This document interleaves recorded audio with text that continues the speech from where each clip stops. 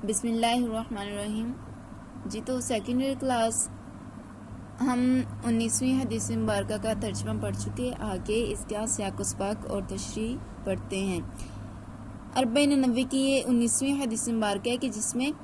اللہ تعالیٰ کی خاص اطاعت، اللہ تعالیٰ کی عنایات اور اللہ پر یقین و توکل کا بیان ہے۔ اس حدیث کے 3 مرکزی مضامین ہیں۔ سب سے پہلا اللہ تعالیٰ کی ذات کے ساتھ بندے کی تعلق کی نوعیت بیان کرنا، جس میں یہ بات واضح کی گئی ہے کہ انسان کو ہمیشہ خدا کی ذات کی طرف ہی متوجہ رہنا چاہیے، اس کی بارگاہ میں دستے سوال دراز کرنا چاہیے اور اسی سے مدد مانگنی چاہیے۔ آگے اس حدیث مبارکہ میں دوسری بنیادی بات یہ پتہ چلتی ہے کہ دنیا کا نظام اللہ تعالیٰ کی مشیت، اللہ تعالیٰ کے ارادے، اس کی مقرر کردہ تقدیر کے تحت چل رہا ہے۔ اس لیے کسی بھی شخص کو جس بھی نفع یا نقصان کا سامنا کرنا پڑتا ہے تو وہ اللہ تعالیٰ کی طے کردہ تقدیر کے مطابق ہی ہوتا ہے۔ آگے تیسری بات جو پتہ چلتی ہے کہ قلم اٹھا لیے گئے ہیں اور صحیفے خشک ہو گئے ہیں، تو اس کا مطلب یہ ہے کہ اللہ تعالیٰ کی مقرر کردہ تقدیر میں کسی قسم کی کوئی تبدیلی نہیں ہو سکتی۔ بعض صالحین کے حوالے سے یہ بات منقول ہے کہ ان کی دعا کی برکت سے کسی کی تقدیر تبدیل ہو گئی، تو یہ تبدیلی در حقیقت پہلے سے تقدیر میں طے شدہ تھی کہ تقدیر میں یہ لکھا گیا تھا کہ یہ تبدیلی ہو سکتی ہے، کیونکہ نبی کریم صلی اللہ علیہ وسلم نے یہ بات ارشاد فرما دی ہے کہ قلم اٹھا جا چکے ہیں اور صحیفے خشک ہو گئے ہیں۔ جی تو 1.5 طالبات، اس حدیث مبارکہ میں سب سے پہلی چیز جو ہمیں معلوم ہوتی ہے وہ ہے احفظ اللہ۔ اس حدیث مبارکہ میں جو بیان کیا گیا ہے لفظ احفظ اللہ، یعنی اللہ کو یاد رکھنا، یعنی اللہ کے حقوق کی ادائیگی، اس کے حکم پر چلنے، اس کی منع کی ہوئی چیزوں سے بچنے کا خاص دھیان رکھنا، اس کی مقرر کردہ حدود سے آگے بڑھنے سے گریز کرنا۔ ایسا کرنے سے اللہ تعالیٰ تیری حفاظت فرمائے گا۔ تو جب انسان اللہ کے حکموں پر چلنے کا دھیان رکھتا ہے، اللہ تعالیٰ کی مرضی کے موافق، اللہ تعالیٰ کی مرضی کے مطابق چلنے کو اپنی زندگی کا مقصد بنا لیتا ہے، اللہ تعالیٰ کی رضا کو ہر حال میں شامل ہاں رکھتا ہے، تو اللہ تعالیٰ اس کو دونوں جہان کی آفات اور مصیبتوں سے محفوظ فرماتا ہے۔ بعض بزرگوں نے فرمایا ہے کہ جو شخص نوعمری اور تندرستی اور طاقت کے زمانہ میں اللہ کا دھیان رکھتا ہے تو اللہ تعالیٰ بڑھاپے اور ضعیفی کی حالت میں اس کی حفاظت فرماتا ہے۔ آگے دوسری بات ہمیں پتہ چلتی ہے اس حدیث مبارکہ کے مطابق سألتا، جب تو سوال کرے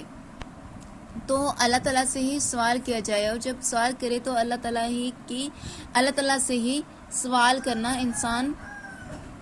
چونکہ اللہ تعالیٰ کا سراسر محتاج ہے، طرح طرح کی ضرورتیں اس کے ساتھ لگی ہوئی ہیں، اس لیے ہر انسان اپنی حاجتوں کو پورا کرنے کے لیے کوشش کرتا ہے۔ جن لوگوں کو اللہ پر یقین نہیں ہوتا، جو اللہ کو نہیں مانتے یا اس کی صفات سے باخبر نہیں ہیں، وہ نہیں جانتے کہ اللہ تعالیٰ کی صفات کون کون سی ہیں، چونکہ وہ اللہ تعالیٰ پر یقین ہی نہیں رکھتے، اللہ تعالیٰ کو مانتے نہیں ہیں، تو وہ اپنی ان ظاہری آنکھوں سے خاص ظاہری اسباب کے باعث دنیا کی چیزوں کو بنتا اور بگڑتا دیکھتے ہیں۔ اس کے برعکس جو بندے اللہ تعالیٰ کو حاجت روا، مشکل کشا، ناصر و مددگار مانتے ہیں اور یہ یقین رکھتے ہیں کہ ہر حال اور ہر مقام میں اللہ ہی کی طرف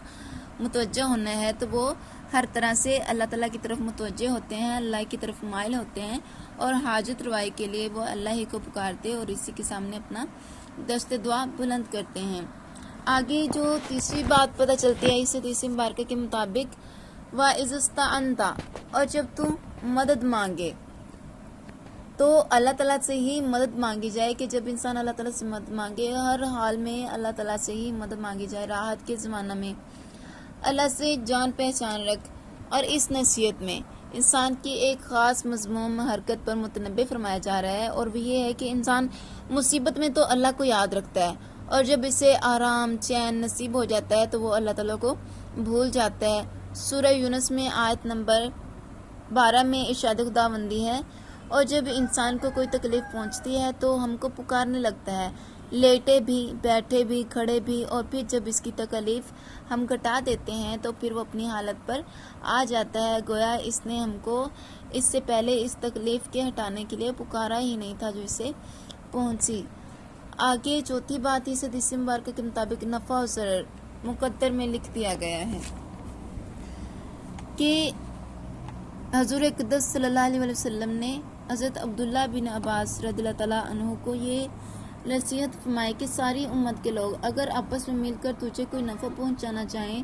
تو بس اسی قدر نفع پہنچا سکتے ہیں جو کہ اللہ تعالیٰ نے تیرے لیے لکھ دیا ہے، اور اسی طرح اگر ساری امت تجھے کچھ نقصان پہنچانا چاہے تو تجھے صرف اسی قدر نقصان پہنچا سکتی ہے جو کہ اللہ تعالیٰ نے تیرے لیے لکھ دیا ہے، اور ہر نفع، ضرر، آرام، تکلیف مقدر ہے۔ جو نفع یا نقصان تجھے مل گیا اس کا مل جانا ضروری تھا، اور جو تجھ سے ٹل گیا وہ مل ہی نہیں سکتا۔ در حقیقت یہ بہت ہی اہم نصیحت ہے جو انسان کی دنیا آخرت کی زندگی کو سنوار دینے کے لیے کافی ہے۔ انسان جو دنیا کمانے اور روپیہ کمانے کے لیے دوڑ دھوپ کرتا ہے، ہر قسم کی مصیبتیں اس مقصد کے لیے سہتا ہے، ان سب سے اس شخص کو نجات مل سکتی ہے جو کہ تقدیر پر ایمان رکھتا ہو۔ صبر کے ساتھ اللہ تعالیٰ کی مدد۔ اس حدیث مبارکہ کے مطابق جو بات ہمیں آگے پتہ چل رہی ہے، چھٹی نصیحت کہ مدد صبر کے ساتھ ہے، یعنی مصیبت آنے پر صبر کرو، اس سے اللہ تعالیٰ اس سے مدد فرماتا ہے، اللہ کی مدد اس طریقے سے مل جاتی ہے۔ قرآن مجید میں بھی واضح طور پر فرمایا گیا، اے ایمان والو صبر اور نماز سے مدد حاصل کرو، بلا شبہ اللہ صابروں کے ساتھ ہے۔ صبر کے معنی ہی جمے رہنے اور ثابت قدم رہنے کے ہیں۔ اس حدیث مبارکہ میں جو سیکنڈ لاسٹ بات بیان کی گئی وہ خوشحالی اور بے چینی، یعنی خوشحالی کے ساتھ بے چینی بھی ضرور ہوتی ہے، یعنی اس دنیا میں راحت و تکلیف دونوں ساتھ ساتھ لگی ہوئی ہیں، مصیبت کے بعد راحت ملا کرتی ہے، تو جب مصیبت اور بے چینی پہنچے تو یوں سمجھو کہ یہ راحت کا پیش خیمہ ہے۔ یہ مصیبت اگر ہمیں پہنچی ہے تو اس کے بعد ہمیں راحت ضرور نصیب ہوگی، اس کے بعد ضرور آرام ہمیں ملنے والا ہے۔ آگے جو لاسٹ بات اس حدیث مبارکہ کے مطابق ہمیں پتہ چلتی ہے وہ ہے مشکل کے ساتھ آسانی، جیسے کہ سورہ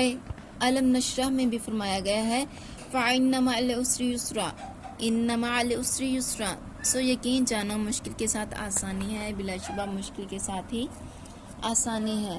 اللہ عز و جل ہمیں اپنے نیک بندوں میں شامل فرمائے، آمین۔ اللہ حافظ۔